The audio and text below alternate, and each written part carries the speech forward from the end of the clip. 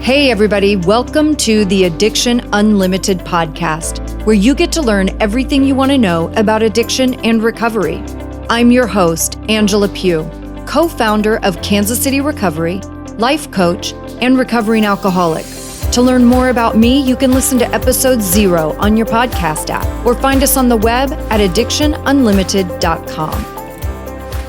Hello, my friend, and Happy New Year. Welcome back to another episode of the Addiction Unlimited podcast. I'm your coach, Angela Pugh, and the questions I'm going to answer in this episode today are, why do I drink? Why do I have this problem? What are the underlying issues?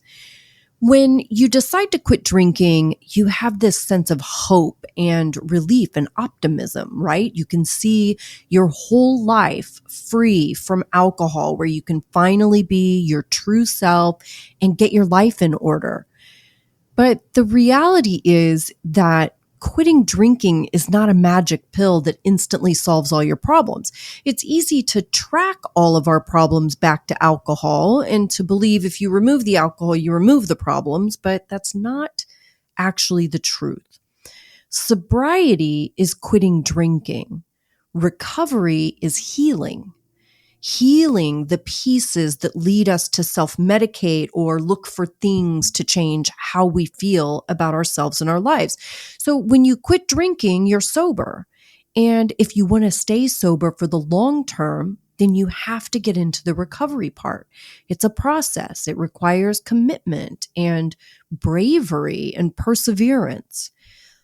But to really transform your life and maintain sobriety, you need to do the work. And that's what we're going to talk about today. We're going to explore why quitting drinking is only the first step and how you can continue your journey to a healthier, happier, sober life. So buckle up and get ready for this one. We're going to dive into a lot of really good information. And before we do that, don't forget it's Dry January, and my Dry January bootcamp is happening right now. It's free, it's private, and it is the best way to jumpstart your sober year. Get connected, get an actual plan in place so you can make it farther in your recovery and feel better, right? And if you're like most of my clients, I know you're an action taker and you want to get the best results. And I'm telling you, this is how to do it. Join me in the bootcamp. It's addictionunlimited.com/bootcamp. Download your workbook. I go live every Wednesday and I'm in the group constantly answering questions, supporting you every step of the way. And we have prizes. Every Friday we give away prizes. addictionunlimited.com/bootcamp. Of course, I will link that in the show notes as well, so you can get there right from your podcast app. addictionunlimited.com/bootcamp. Okay, let's get into this thing. Addiction is complicated with a lot of layers. And that's why recovery is complicated and difficult, because there are so many layers. There tends to be this misconception that you're going to put down the drink and all your problems will be solved. When you stop drinking, you're definitely giving yourself the opportunity to make better choices, right? You have more control of yourself and your behavior. You remember everything. You don't have to make nearly as many apologies for your actions and behavior, but it is just the tip of the iceberg. The catch is you have to get good at the not drinking part before you can start tackling the other pieces of the puzzle. If you can't stay sober, then you aren't going to be able to recover and heal. In the first 30 days, for sure, your sole focus should be on rearranging your life to accommodate your sobriety.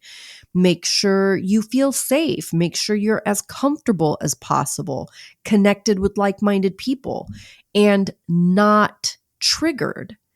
One of the biggest mistakes I see people make is that they say they quit drinking, then they go on living the exact same life. But if you quit drinking, then why are you living your drinking life? Your focus needs to be on rearranging your life to fit your future, not your past.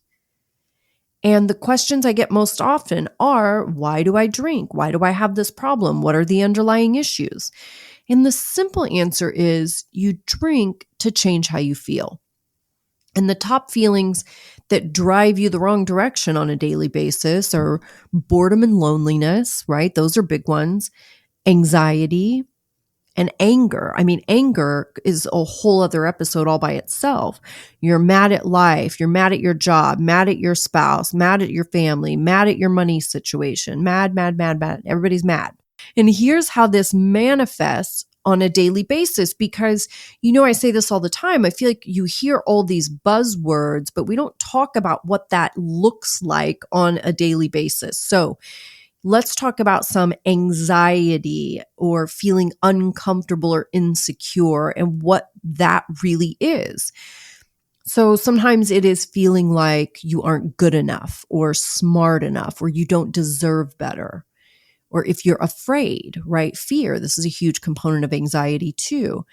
If you're afraid your significant other will leave you, afraid you might lose your job, afraid you don't have enough money to pay your bills, afraid you'll never make more money to relieve the stress of not being able to pay your bills, afraid your health is bad, afraid you're messing up your kids, afraid you'll never feel better, afraid you're broken beyond repair, right? Fear, fear, fear. This is a huge driving factor because it creates worry. We worry all the time. Am I doing a good enough job? Am I good enough? Will I figure this out? Am I going to be okay? Can I do it at all? All of this anxiety, anxiety, anxiety. And creates that insecurity. If you don't feel good about yourself, you're insecure. If you don't trust yourself to be able to navigate situations and find answers and find solutions, that's insecurity, as well as not feeling good enough or smart enough or deserving. Another one I see a lot is people pleaser, right? If you're a people pleaser and you struggle to speak up for yourself and have a hard time setting boundaries with people, this creates resentment. Resentment is just mad, right? It's just being angry. And it creates resentment because you say yes to a bunch of things you don't want to do or you really don't have time to do. Then you get mad at the person who asked like it's their fault. But it's not their fault. It's your fault. It's your responsibility to say no. If you can't do something, you really don't have the time. It's your responsibility to stand up for yourself and say no. When I talk about recovery, these are the things we have to heal. Remember, you quit drinking and you're sober. When you get good at the not drinking part, then you can start your actual recovery and healing some of those struggles so you can live better and feel better. I have clients say to me all the time, they want to feel better and get their life in order, but they don't want to go back and talk about all the childhood stuff. And that's okay. We can make huge progress without talking about all your childhood stuff. At the same time, you have to understand that a lot of our traits and issues are installed in us by age 6 or 7, right? So there is a lot of important information when you look at your childhood. The people who were around you, the energy of your home, your parents' relationship and their habits. This is what instills a good portion of who you grow up to be. What was happening then will tell you a lot about what is happening as an adult. And all these things we just discussed are the underlying issues. So if you want to really start figuring it out, then look back and see all those things I just said. See what your childhood situation was like. And all these things are the underlying issues. So why do we end up with all these underlying issues?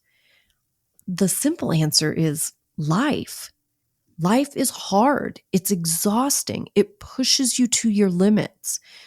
You get knocked down. You feel like the rug was pulled out from under you. The financial burden of life alone is overwhelming. Then on top of that regular life stuff, then we also have traumas. I think it would be really difficult to get through life with no trauma because there are so many regular life things that can create a trauma response and create trauma within us, right? Emotional abuse. I don't know about you guys. I know not everybody has been in an emotionally abusive relationship. I certainly have a couple of them really bad, right? We have accidents, car accidents, sports accidents. We have natural disasters. I've shared this before. I've lost 2 homes to fire, right? That creates its own trauma. Death and loss, losing someone close to you, someone super important to you, especially if it was sudden or unexpected. With physical trauma, again, injuries, sports injuries. And then there are all the big trauma things that you think about, right? Violent attacks, combat. But another basic everyday life kind of trauma is abandonment. I know the core of all of my issues stems from abandonment. And that was some work when I wanted to start digging really deep. That was some work I had to do and that I had to start figuring out and looking at and figuring out how it affected me and how it created my traits as an adult, which then affects the decisions that I make in my life and how I choose things and choose people and create situations. So, how do all of these underlying issues lead us to drinking or using drugs? Well, because drinking and drugs make us feel better instantly.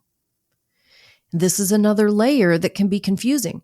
Not everyone gets to alcoholism or addiction or alcohol use disorder the same way or for the same reasons. The core of it all is that we use substance to change how we feel.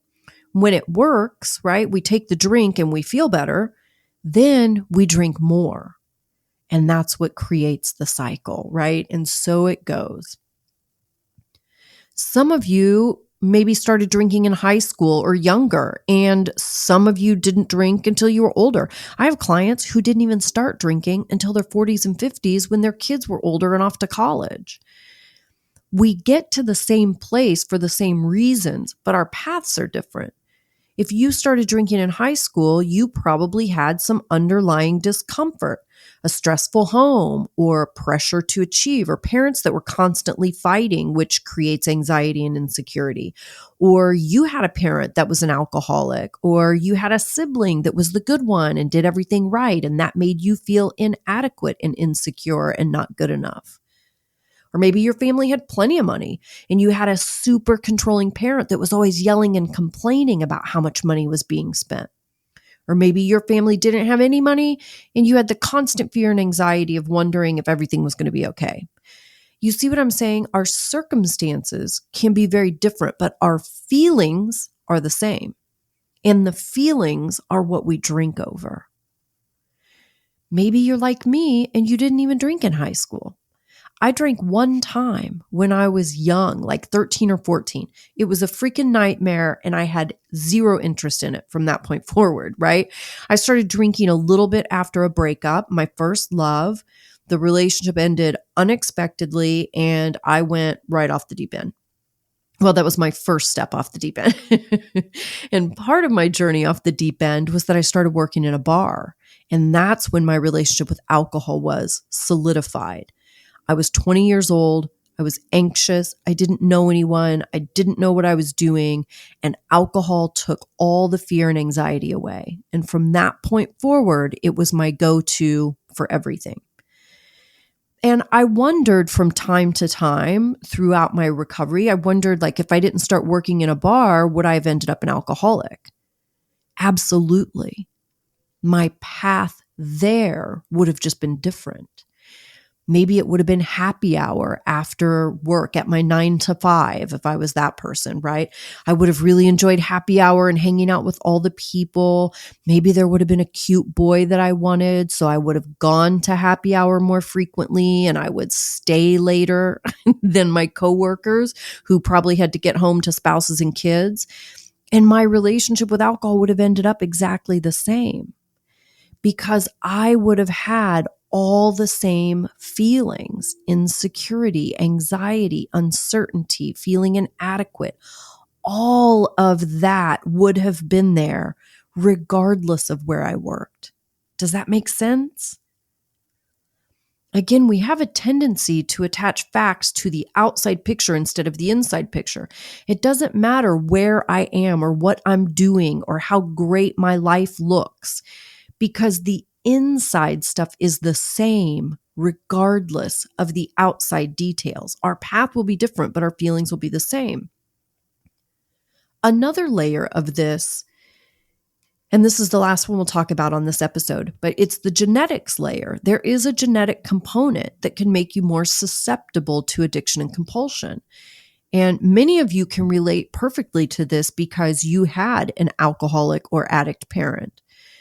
Some of you may think you don't have this because you didn't have an alcoholic or drug addict parent, but you may fit more than you think.